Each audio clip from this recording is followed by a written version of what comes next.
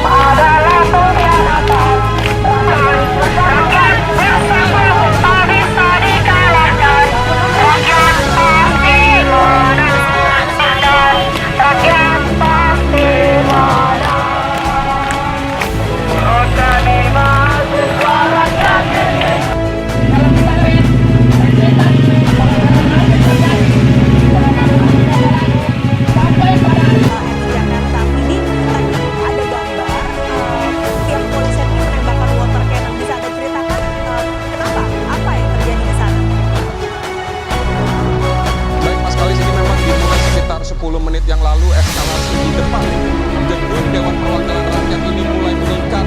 Ada bentrokan antara kelompok pengunjuk rasa, yaitu dari antara massa mahasiswa dan gabungan masyarakat lainnya yang bentrok dengan pihak kepolisian di depan gedung Dewan Perwakilan Rakyat. Saat ini bentrokan antara mahasiswa dan juga massa pengunjuk rasa ini masih terjadi. Massa mahasiswa melemparkan berbagai macam benda ke dalam gedung Dewan Perwakilan Rakyat, dan juga pihak keamanan begitu melemparkan atau menyemprotkan air melalui mobil water cannon ke massa mahasiswa. Saat ini juga kami sudah melihat ada tembakan